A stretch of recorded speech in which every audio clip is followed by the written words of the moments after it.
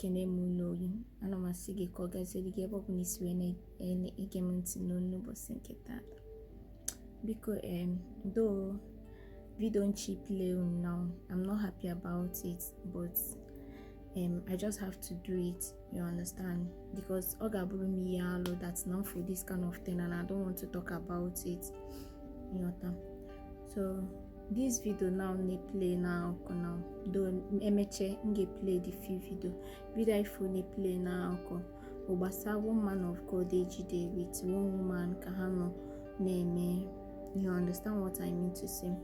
So ihe akita no bia emela bia, I say that na ndị men of God melu nka, ndị pastors jiwe na-eme nka, ndị pastors jiwe na-eme nka ọzọ, forgetting that it's not all the men of God, neither is he all the pastors, you understand.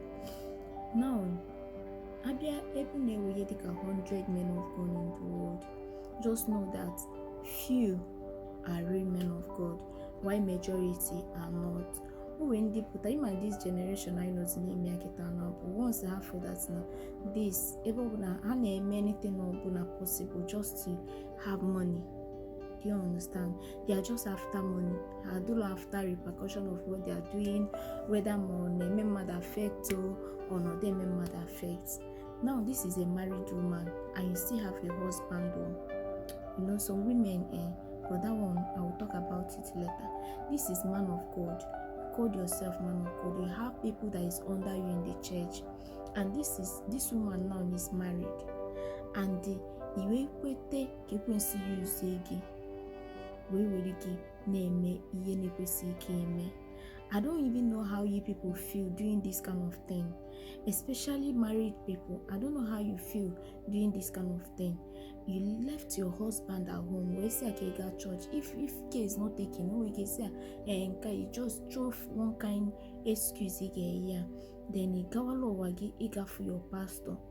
Your pastor when now go get this kind of thing, and you still believe that no ya real. No, yeah, but do you know the worst thing that can happen to you is for devil to use you? Frequency jigipalongolo.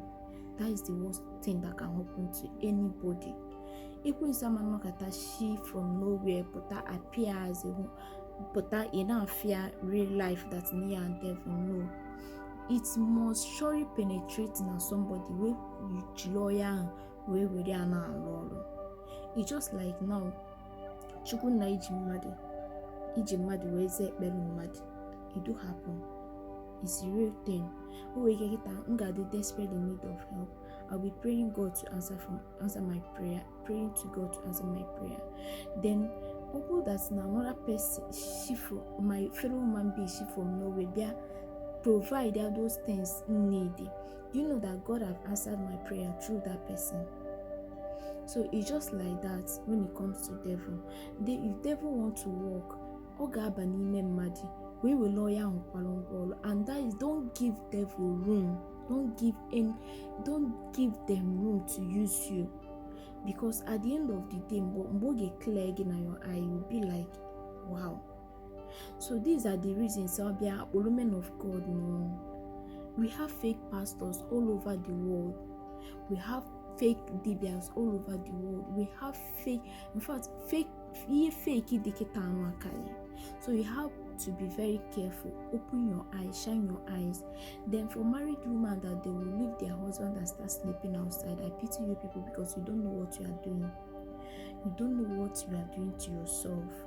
I pity you. It's not as if your husband is dead, your husband is still alive. You have to dig it. Obody na diga awugo. You have to dig it. Couple another person, get me sleep with the person. Then you as a married man or as a pastor, you lapu you came as a pastor. Lapu it happen ulobi kwesike na daughter as a pastor. Then we have ya now also in kwesike. It's very bad. Is very, very bad.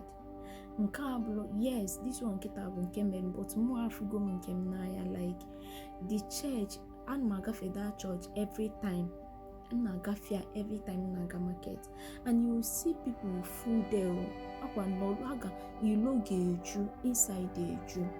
Mana the age this man, do you know ye laputayabo was a floor balana boots ya. Hoping that maybe Nero or something like that. It's just a small boy that saw the thing, but it's just unfortunately that no year food the thing, the man of God, the man of God do boya in water before crowd are back on the person. And now when they start demolishing the church, if Fuchebo go Koshale go ye dibiano, ebo go shire, those say hide there in a place that people will not see it. In that big speaker the one at church, yako where they may but see the thing in here. People's picture are there, people's property picture are there. So I don't know how you people feel doing this kind of thing to your fellow human. It's very bad. Sometimes now or the same chukuna kelu like more we kelu some of all these people they heartless. Is it the same hearts in Wekahawa or any different thing? All of the same human being like me. Yeah. But I now realize that when you allow devil, we have people see you again or you see again. Once a little opportunity is going to make use of it, and you keep tormenting, you organize jigging out they can use it until we use let's say your life. So because you take this picture, try to share it and be careful out there. And then I jump from one church to another. You have to be very, very careful. Be very, very careful. Listen to your spirit. Always some people that don't even know when their spirit talk to them and when your spirit did not talk to them. Your spirit will be telling you, don't do this, it's bad though. People don't even know. Conscience. Some people in awuga or something like that. You got to learn how to listen to your spirit. Know when to do the right thing and when not to do the right thing. And ask God the grace to be doing the right thing. Ask God the grace to follow a good direction.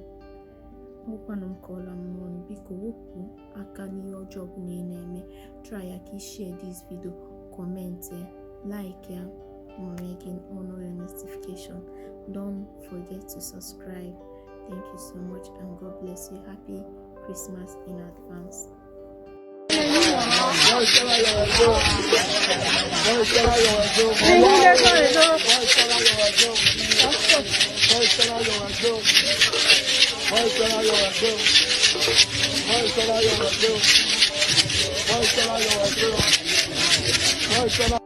Yare the church here aweni ipiare mana ikore mana ọmọ no egwe eminopiana o we se a ọmọ we se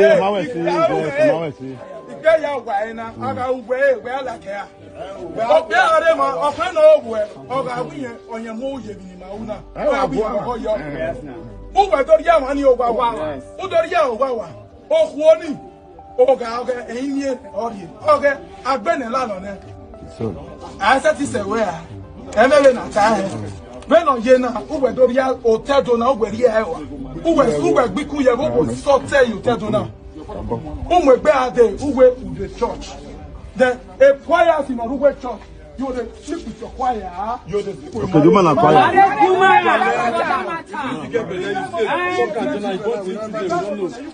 can you bless the marriage? Oh, we bless it.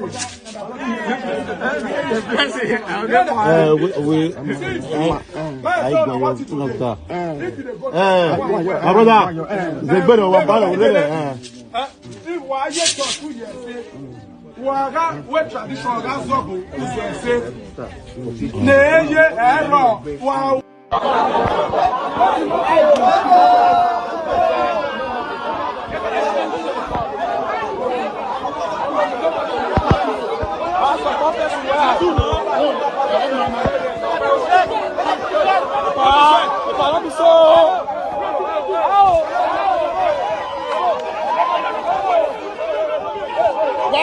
Voilà.